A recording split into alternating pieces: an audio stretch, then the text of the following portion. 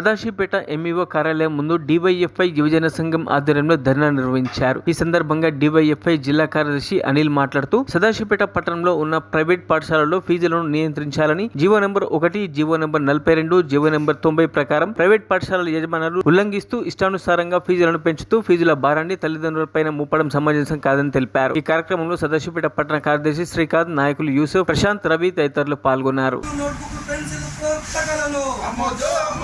చర్యలు తీసుకోవాలి. అధికారులు ప్రైవేట్ స్కూల్ పైన వెంటనే తగ్గించాలి. ప్రైవేట్ పాఠశాల ఫీజులను తగ్గించాలి.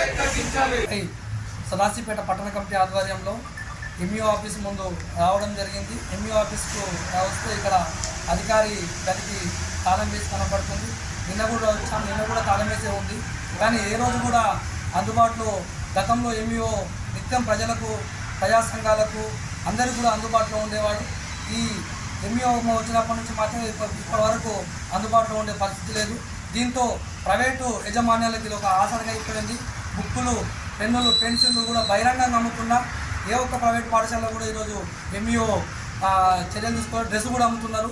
ఇవి చెప్దామని చెప్పి ఈ ప్రైవేట్ పాఠశాల బలవంతంగా బుక్కులు కొనాలని చెప్పి అమ్ముతున్నారని చెప్తామని వస్తే ఎంఈఓ విద్యాధికారులు అందుబాటులో ఉండకపోవడం చాలా దుర్మార్గం.